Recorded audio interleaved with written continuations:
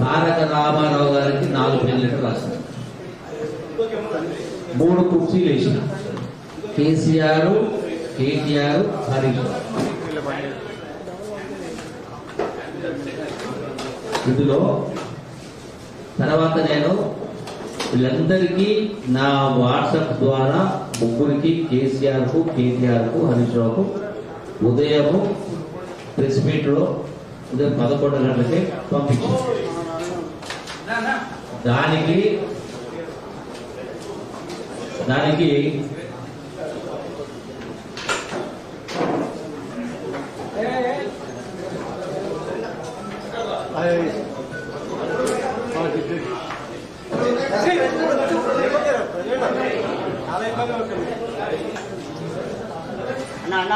అయితే హరీష్ రావు జవాబు పంపినా చెప్పింది. ఏముంది జవాబులో? మొత్తం మేము చేసినప్పుడు 4.147 లక్షల కోట్లు మాత్రమే అని చెప్పారు. మిగతా ఏముంది? మీరు తప్పు చేసినారు, మీరు తప్పు చేసినట్టు మాట్లాడు. నేను మాట్లాడింది మా ప్రభుత్వం ఎంత తప్పు నేను మాట్లాడలేదు.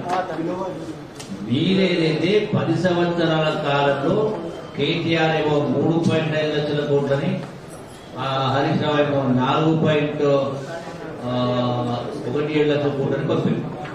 ఇది అబద్ధము అని నేను స్పష్టంగా ప్రతి అంశం పట్ల 4 పేజీల లెటర్ రాసి ఇందులో స్పష్టంగా 1 కాదు 2 కాదు మొత్తం టోటల్ గా లెక్క చెప్పి 8,21,000 కోట్ల రూపాయలని దేనికి ఎంత అని నేను రాసి స్పష్టంగా రాసి ప్రతి అంశం పట్ల టోటల్ గా విడమర్చి విశదీకరించి మీరు చేసిన అప్పులు, మీరు పెట్టిపోయిన బకాయిలు మొత్తం కలిపి 8,21,000 కోట్లకు రాసి నేను ఉదయం కూడా మళ్ళీ చెప్పిన నిన్న ఏదో తెలంగాణ భవన్ రాలేదు, పారిపోయిండు, తీవ్రంతో మాట్లాడాను.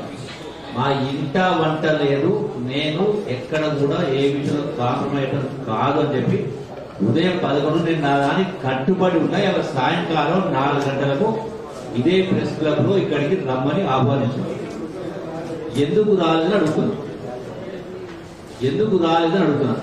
ఈ పంపించిన సొల్లు కబురు, సొల్లు పురాణం నేను అడిగిన దానికి జవాబు చెప్పకుండా ఇప్పుడు మీకు పంపిస్తాను. మీరు కూడా నేను పంపిన లెటర్ను, ఆయన పంపిన లెటర్ను మీరు చదివి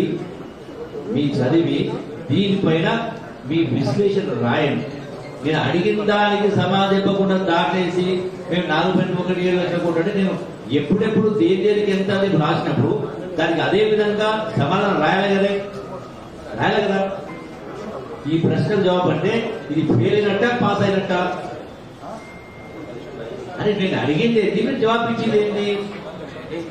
మీ 10 సంవత్సరాల కాలంలో చేసిన అప్పులు, మీరు మిగిలించిపోయిన బకాయిలు కలిపి 8,21,000 కోట్లని ఫైనాన్స్ డిపార్ట్మెంట్ అధికారిక లెక్కల ప్రకారం దేనికి ఎంతెంత ఎప్పుడు పంపిస్తే మీరేం చేసిన దానిలో మేము ఇంతేని పంపించాము.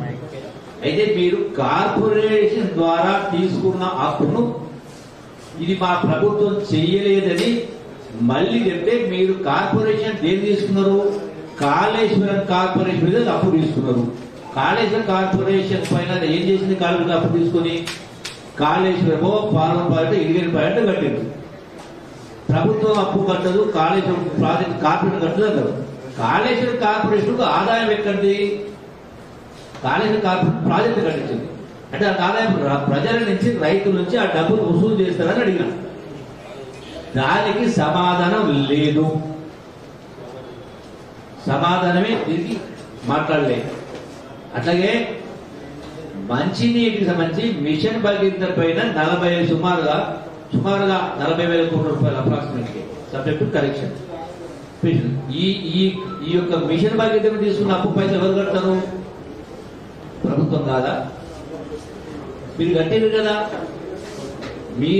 మీ ప్రభుత్వంలో కేసీఆర్ ప్రభుత్వం ఉన్నప్పుడే కొన్ని మాసాల పాటు మీరు ఆ అప్పు వడ్డీ ఆ బ్యాంకులకు మిషన్ భగీరథ కార్పొరేషన్ ద్వారా, అట్లాగే కాలేజ్ కార్పొరేషన్ ద్వారా తీసుకున్నప్పుడు మీకు వడ్డీ కట్టింది కదా. మరి మీరు ప్రభుత్వం కట్టకపోతే ప్రభుత్వం ఎందుకు కట్టిండ్రు?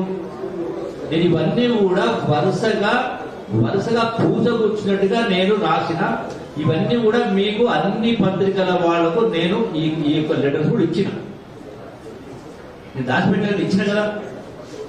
దీనికి సమాధానం చెప్పకుండా మీరే తప్పు చేసినట్టు మాట్లాడారు. నేను ఎంత తప్పు చేసినా నేను ఛాలెంజ్ చేసేది కేటీఆర్ మాట్లాడినా 3,50,000 కోట్లు అప్పు మాత్రమే, 4 లక్షల కోట్లు అప్పు మాత్రం వాళ్ళు ఇద్దరు మాట్లాడుతూ తప్పు, యుద్ధ అబద్ధం.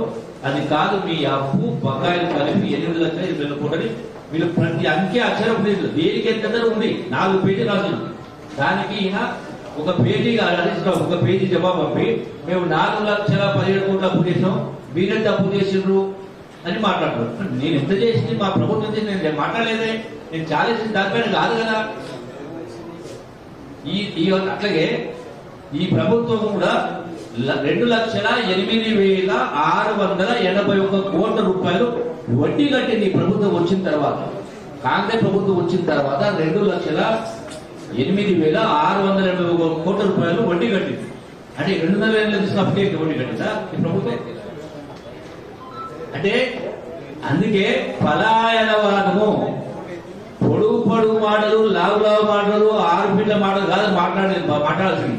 నేను అడిగిన దానికి సూటిగా సమాధానం చెప్పకుండా దొంగతలు సమాధానం చెప్పి పారిపోయిండు. ఎవరు పారిపోయిండు? కొద్దిగా సిగ్గుసరం ఉండాలి, మాట్లాడితే మధ్యస్థితి ఉండాలి. మీరు ఈ రోజు కాదు, ఏ రోజు కూడా నన్ను మీరు తప్పు పట్టలేరు, నన్ను ప్రశ్నించలేరు. పాలమూరు పౌరుషం గురించి మాట్లాడు. బరాబర్ పాలమూరు పౌరుషం ఉంది కాబట్టి ఆనాడైనా మంత్రి 3 మంత్రి పదవికి రాజీనామా చేసి ఆనాడు బీఆర్ఎస్ పార్టీకి పాలమూరు జిల్లాలో 7 సీట్లు ఇచ్చినాం. నేను మంత్రి ఒకటి 13 సీట్లు ఇచ్చినాం. నువ్వు సమాధానం చెప్పబోయంటే రుణమాలు ఇవ్వమని చెప్పిన పోనీ మీరు సిగ్గు తప్పిన బతుకుతూ మీరు రాలేక నేను మారిపోయినట్టు మాట్లాడుతున్నారు. అంటే క్వశ్చన్ మీ తెలంగాణ భవన్కు వస్తేనే లెక్క ఒకట. అయినా నిన్న స్పష్టంగా హరీష్ రావు అక్కడేంది అమరవీర స్థూపం కాడ కూర్చొని తెలిసి నేను గాంధీ భవన్ నుంచి నేను బయటపడిపోయినా ఈ లోపలనే. సరే అక్కడికి రాలేదు. ఇవాళ వచ్చిన పొద్దున చెప్పిన ఢిల్లీలో ఉన్నా కూడా 2 గంటల ఫ్లైట్ రావచ్చు కదా, సిద్దిపేట ఉన్నా రావచ్చు కదా. ఎందుకు మా తెలియలేదు మీకు? బాబా మన ఇద్దరికి మరి ఉల్టా చోరు కోరుకోవాలి అంటే మీరు మాట్లాడతారు. నన్ను ఉదయం గుడిసెల పడాలి అంటే మీరు ప్రజల జీవితంతో ఆడుకుంటారా? ధైర్యం దమ్ముండాలి. నేను తక్కువ చేసిన చావుడు చెప్తా. అరే మీరు ఉన్న వాస్తవాలు ఇవి ఉంటే మీరు అబద్ధాలు ప్రచారం చేసుకుంటున్నారు. మీ సోషల్ మీడియా ద్వారా నెలకు ₹1,00,00,000 జీతాలు చెల్లించి అబద్ధాల ప్రచారం మీరు చేసుకుంటూ డబ్బు తెలియలేక మీరు రాక మళ్ళీ నన్ను మాట్లాడతారా?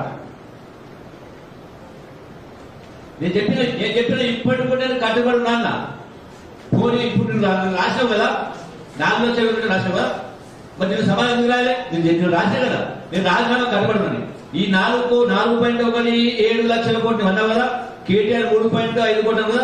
నేను రాసిన లెటర్ నేను నా రాజీనామాకు ఎమ్మెల్యే పదవి, మంత్రి పదవి కట్టుబడినా రాసిన. మరి మీరెందుకు రాయలే? మీరు రుజువు చేయగలరు, మీరెందుకు రాయలే? నిజంగా మీ లెక్కలు దొంగ లెక్కలు కావు కరెక్ట్ అయితే మరి మీరెందుకు రాజీనామా